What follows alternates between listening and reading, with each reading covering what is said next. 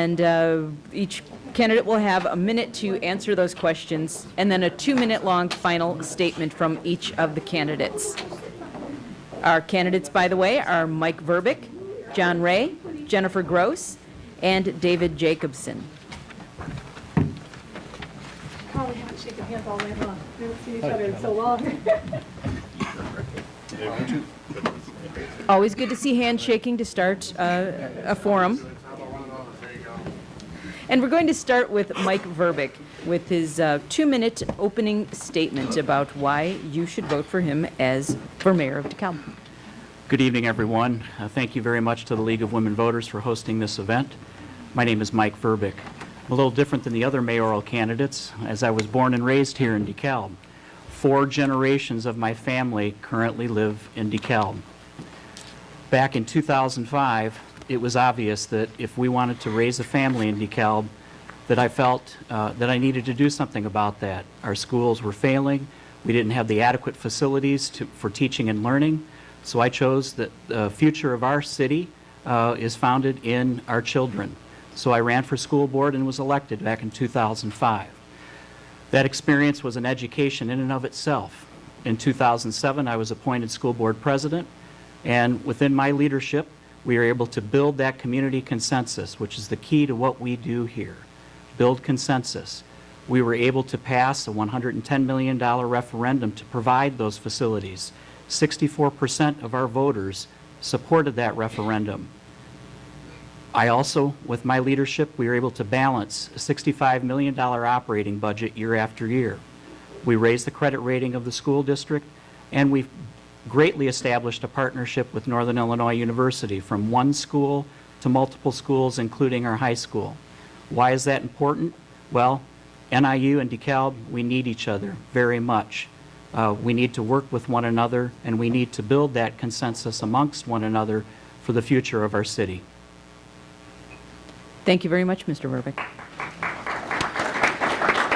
And now an opening statement from John Ray. Thank you to the League of Women Voters for hosting us this evening, and to the City of DeKalb for the use of the council chambers.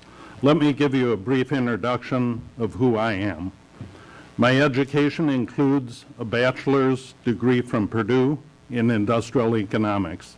Finishing at Purdue, I was married that summer. Marge had a year to finish here at Northern. We chose to locate in DeKalb while she finished her education. I joined DeKalb Ag at the time, continued my education with an MBA degree with a finance emphasis. As I say, I'm married to Marge. We have 2 sons. Our oldest son lives in DeKalb with his wife, Eva. We have a grandson, freshman at DeKalb High School. Our younger granddaughter is a 4th grader at Malta Elementary. I spent 37.5 years at DeKalb Ag. Finance, costs and budgets, and computer applications were my focus. I have extensive volunteer experience in elected and appointed offices in the community. Ben Gordon Center Board and Foundation, elected to 2 terms of the DeKalb School Board. In the 2nd year of my term on the DeKalb School Board, we passed an operating rate referendum increase. We worked the district off of the state financial watch list. My volunteer work continues today. I'm chair of the Economic Development Commission for the city. I continue to be active in Kishwaukee College seminars, DeKalb County Economic Development seminars. As mayor of the city of DeKalb, I will be a good listener. The organizations I've participated in have given me the opportunity to work with differing viewpoints. I remain true and steadfast to the values that I possess. Thank you. Thank you very much, Mr. Ray. And Jennifer Gross, it's time for your 2-minute opening statement. Good evening, everyone. So my husband and I came to Northern Illinois University about 15 years ago. We came to DeKalb for a university, but we discovered a community, and we stayed for the quality of life. And while Eric and I are not originally from DeKalb, our children are proud natives of DeKalb. They are proud Barbs, and we're proud Huskies in our family. One of the first things I did when I moved to DeKalb was, funny enough for tonight, join the League of Women Voters. As a young woman who was interested in pursuing a career in local government, I wanted to know exactly what the community was all about. I was fortunate to work along beside some of the most dedicated men and women who really were working to provide good governance in our city and were working hand in hand with our community. It was through that work that I saw the potential in DeKalb to really make a change, to make a difference in the lives. I walked in the different voter registration efforts, did poll watching, sat right there in the lovely green chairs that have not changed in all those years, and listened to our council. And I saw an opportunity. I was very fortunate for the last 10 years to work as part of our downtown revitalization effort. And through that work, I've worked with just about every single department at the city of DeKalb. I know the incredible staff we have, I know our assets, and I also understand the challenges that we're facing. About a year and a half ago, I was offered a position as a research associate at the Center for Governmental Studies to help other communities look at strategic planning, good governance, and how they could look at strategic initiatives with their cities and their universities. I have a unique perspective on being able to understand how we as our city and our university can come together. I see some incredibly important initiatives that we've got to face, and I look forward to talking to you about those more this evening tonight. Thank you very much, Mrs. Gross. And next up, we'll hear from the opening statement of David Jacobson. It's a bit strange to sit at this end of the council bench. I'm used to sitting all the way down by where Mike is. My name is Dave Jacobson. I have been in DeKalb for a little over 10 years now. I came here as a student, expecting, as a lot of students did, to come, get their education, and leave. Very shortly after I came, I realized DeKalb was a wonderful place. I thought it was a great place to live. I thought it was a great place to start a business. I thought it was a great place to own property. I shortly after bought a house here and am still here today. I've been involved, obviously, as the alderman of the First Ward. 2 years ago, I ran on a platform of safety and fiscal conservativeness. And it was important to me. I felt that a lot of the people that were sitting up on this very stage were making decisions that weren't relevant to most of our residents. They weren't relevant to our business owners. They weren't resonant to our taxpayers, or they weren't relevant to them all the way around. And I felt it was important, rather than say something and complain, to get up and get involved. People have asked, why do you want to run for mayor? And I said, because someone needs to do it. Someone needs to take a stand. I see a lot of the same decision making over the last 2 years that I've even been up on this stage. That the people here who are all elected since the end or the beginning of the financial crisis, they claim to be fiscal conservatives. They claim to be smart with our taxpayers' money. They claim to be responsible with it. Yet we've spent more than any other council in the city's history. That doesn't seem to make sense.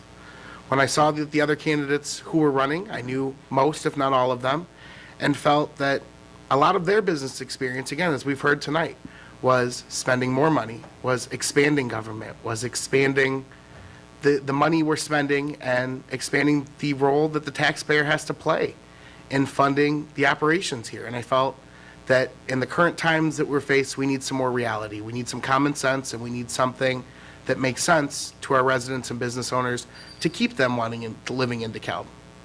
Thank you very much, Mr. Jacobson. Okay, now we all know a little about the 4 candidates running for mayor, and now it's time to take some questions that the audience had offered up.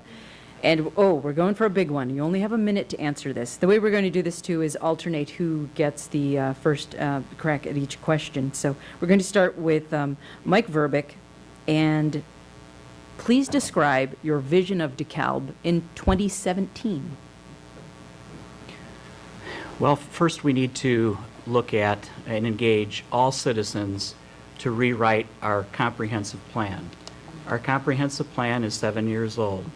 And for us to maintain what we offer as a community in 2017, it will take the work of all of us, not just particular groups, but each and every citizen to bring forth the priorities of what is most important to DeKalb. And certainly as I go door to door, I hear about public safety, fire, police, public works, our streets. But it goes beyond that. It goes to the services that we all expect from our community. Now, 2017, Certainly, a vision would be more business and industry that provides a meaningful wage with meaningful benefits to our citizens to responsibly grow, to be able to continue providing those services that we all expect and need. Thank you very much, Mr. Verbeek. And John Ray. 2017, I see a better DeKalb. I see us at this juncture at a pivotal point. Turnover in leadership at the university, turnover in leadership in our city government offers us an opportunity. I see those opportunities being able to be captured. I see the opportunity for the city to grow, to attract business and industry. I see an opportunity to get control of our housing that is available to our citizens in the community. I see we're at a pivotal point of building a stronger relationship between the city and the university. I see the new president coming into the university as a relationship that needs to be cultivated, but not only with the president. I think the academic portion of the university needs to be cultivated as well. Thank you very much. All right, next up, Jennifer Gross. I see a community that has a reputation for excellence that is far past any cloud of uncertainty as far as our safety and our crime. I see a community that has a thriving university-community relationship that is hailed. I see a community that has a strong understanding of its place in the regional economy. I see a community that has living wage jobs with folks that don't have uncertainty about where they'll work, how they'll begin to increase their household incomes. I see our schools and our parks and our city working together, collaborating with township and IU and all the units of government. I see us working not only in our county and in our region, but understanding within our community members themselves that this is a collaboration, that this is a community that each one of us values and is proud to continue to call home, whether we attend school here or we have our children we've raised here for multiple generations or we're brand new residents. Thank you. And David Jacobson. Again, I think the decision that voters have to ask themselves now is who they want to lead them to that future. I think that the way things are going now are certainly not sustainable, and I would hope that the next mayor would help give us a brighter future into 2017. Again, we need to start focusing on some of the issues that we've already decided are issues. We need to look into economic development. We need to look into the safety issues. We need to look into all those things that it's so difficult to answer this in 1 minute with all the issues that we face today. And for someone to attack those issues at once, we need a different direction. We need a completely different way of thinking, and we need to go after the right path that will make our community a great place in 2017.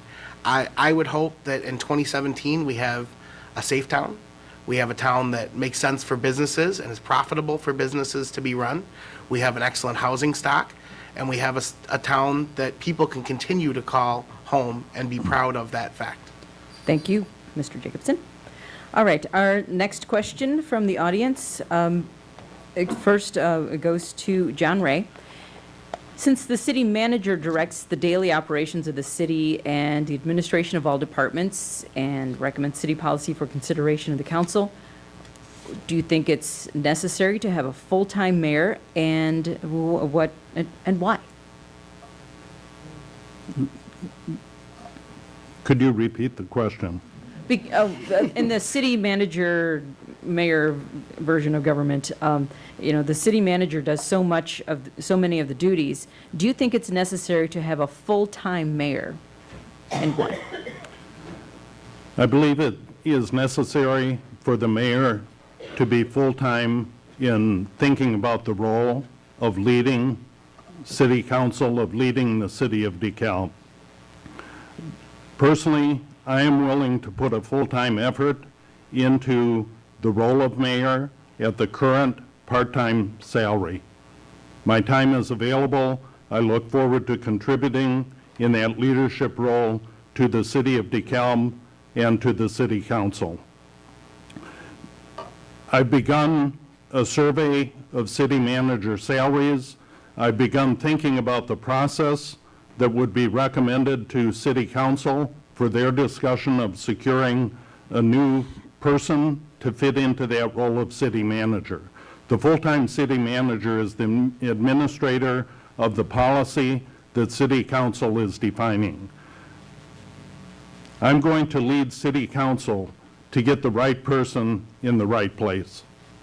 Thank you very much. And Ms. Gross.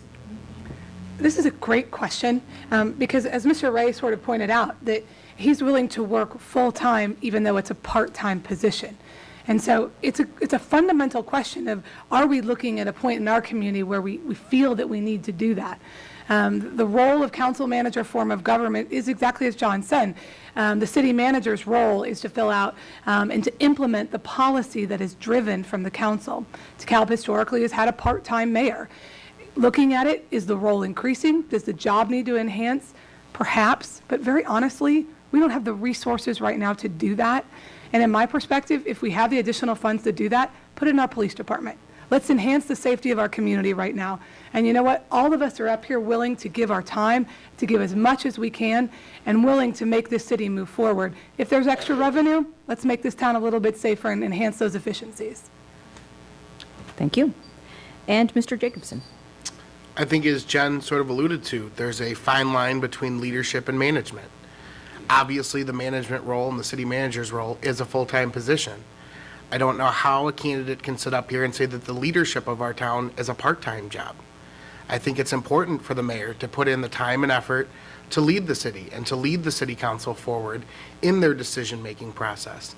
The only way that you can really get involved in something is when you commit to it and you set your heart and you get involved. If that takes doing so right now, obviously at a part-time salary, that's what the next mayor is facing. And I think that regardless of the salary, to do the job right, you need to be in City Hall, you need to be open and available to the residents, and you need to be aware of what goes on here every day. You can't do it from home, you can't do it on vacation, you can't do it from your summer home. You have to do it here. And if that takes full-time hours, I'm prepared to commit those hours to doing so. Thank you very much, Mr. Jacobson. And finally, Mr. Verbeek.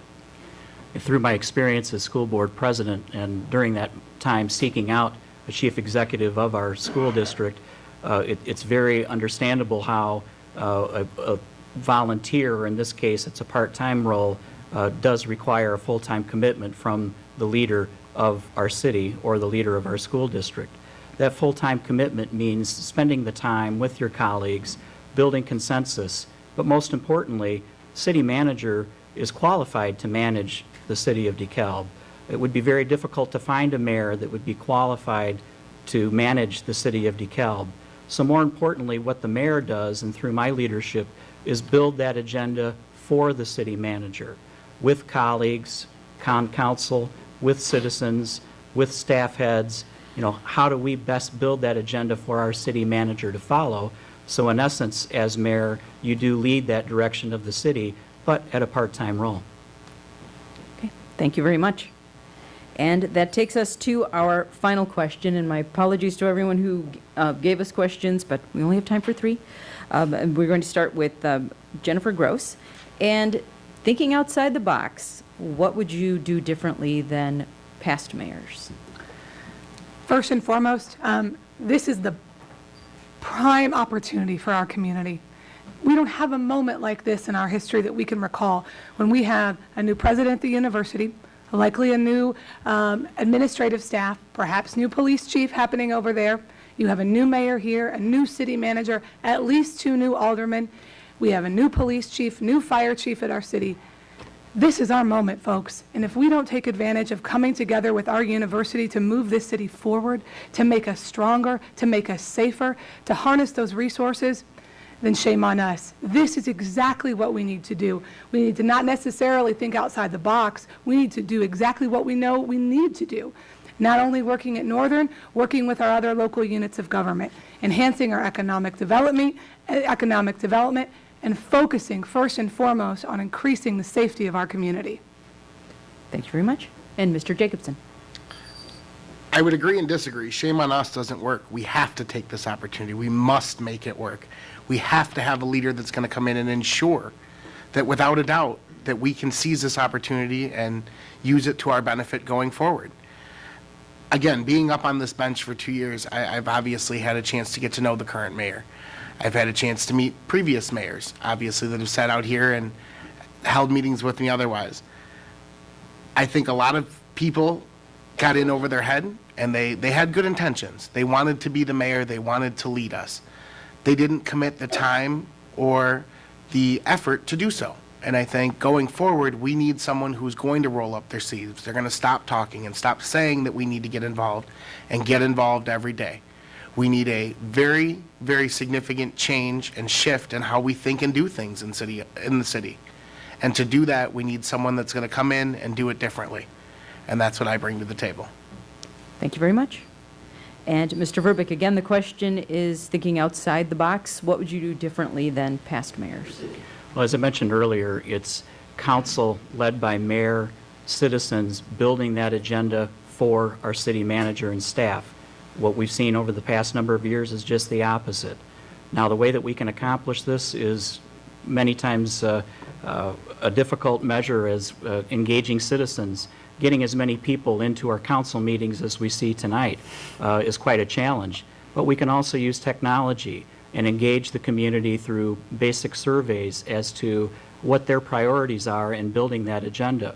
I have a number of ideas which you can review on my website or Facebook page, but imagine a DeKalb Leadership Council where we meet throughout the year to engage leadership at NIU, the school district, the park district, aligning all of our government leadership bodies to look at our strengths and weaknesses, align our goals, and to make the most out of our limited resources in DeKalb.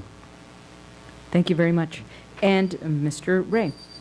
Initiatives that I envision in the role of mayor for the city of DeKalb include the possibility of a youth liaison to city council.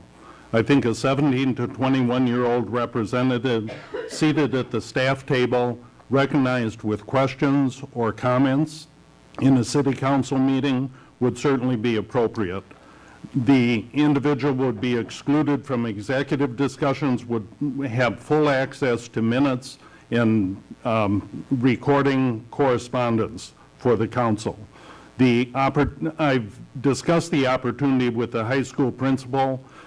She likes the idea. She thinks the National Honor Society might be a group that could earn service hours through that relationship with City Council. That's just one of the thoughts I have of new initiatives. I think building on the relationship skills that I possess with NIU is another area that could be a significant opportunity. Thank you very much, Mr. Ray. Time for closing statements already. All right, we're going to start with David Jacobson. So you have 2 minutes to tell the people of DeKalb why they should vote for you. Again, I'll go back to the same question I started with. Why do you want to be mayor? The leadership abilities and the leadership opportunities the other candidates have had are undeniable. Unfortunately, I feel that they have contributed to some of the situation we're in. Our finances are shaky, our fiscal outlook is weak, and our decision-making process doesn't seem to make sense for most residents. We've lost our relevancy, and we've lost the way we should be going. I had the opportunity earlier this week to hear a quote on a show I was watching in the background while doing some work, and it seemed to make a lot of sense. It seemed to sum up really what I was bringing to the table. And it was no great change in history, whether it was the start of the economic revolution, whether it was the beginning of the internet. No great change, no meaningful change comes in incremental steps. The only way we can make a true and lasting difference is if we change dramatically what we do and how we do it right now. And I think that's the opportunity that we have right now. And those are the opportunities we need to maximize. And that's what I hope on April 9th that I can bring to the table as your mayor. If you'd like more information, please visit my website, www.jacobsonfordekalb.com. We also have a Facebook and Twitter page. I ask you to like us and look into the several opportunities you have to get involved and to voice what you need so that I can bring that, obviously, down the row a little bit to that center seat. Also, I have an event next week, Friday, that I'd love for all the residents to come out and let me know what their concerns are. It'll be at Best Western next Friday, 6 to 8 p.m. I would love to see you all there and share some more of my vision in a little bit longer, less than 1 or 2 minute format. Thank you. Thank you very much, Mr. Jacobson. And now it's time for a closing statement from Mike Burbick. DeKalb has a lot at stake for all of us. It really, the leadership is best laid in the hands of someone that has that experience and more recent experience in leadership of a group of elected officials. Now, I want to be your mayor because I feel an obligation to give back to a community that's provided for my family over 5 generations. How do we give back? Well, all of us have to give back. Yes, we are elected officials to lead that effort, but we are going to have to reach out more than ever to all of you. Now, through my experience on the DeKalb School Board and working with our surrounding communities, Cortland, Malta, NIU. I served on NIU School District Governing Board for 4 years, and spending time with the leaders of NIU, get a great perspective of how we can, as we desperately need each other, how we can better optimize our community for everyone that chooses to call DeKalb their home.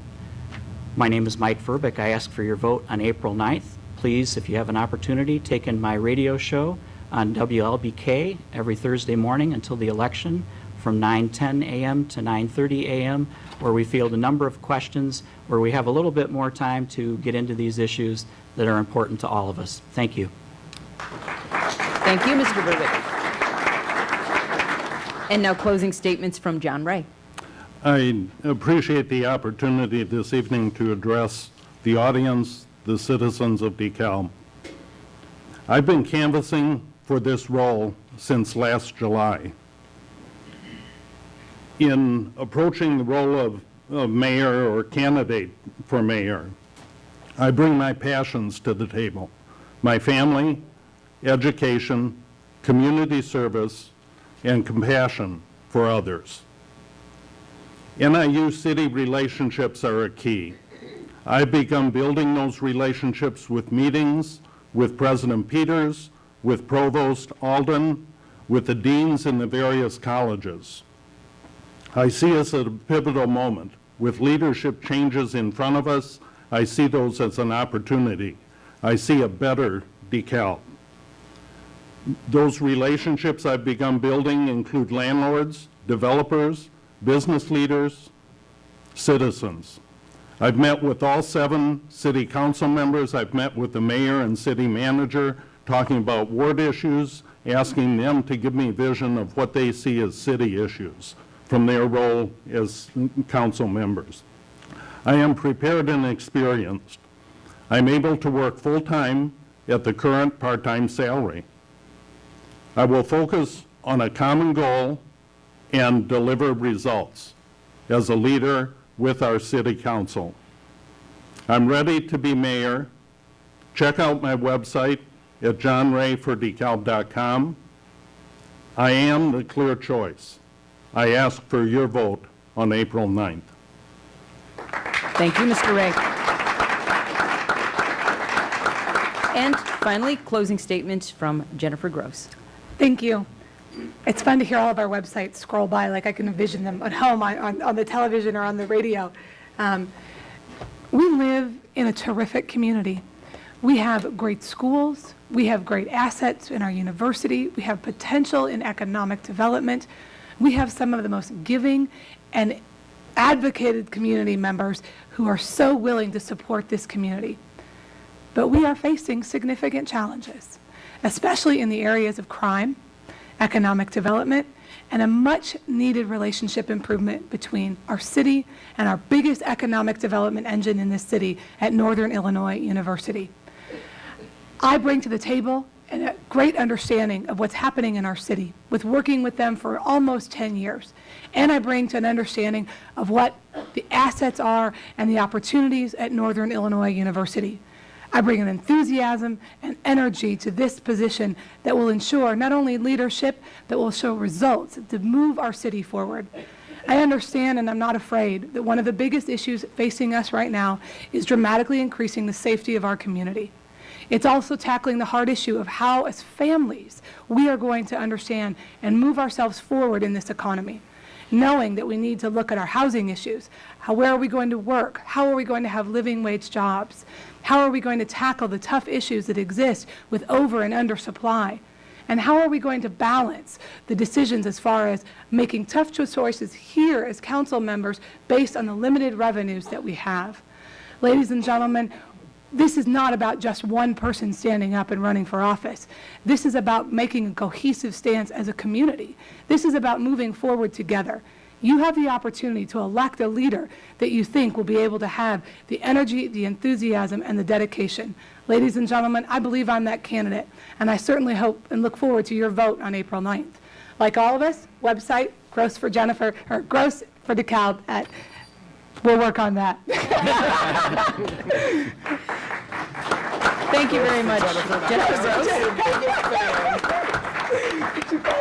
All right, thank you so much to all of our candidates.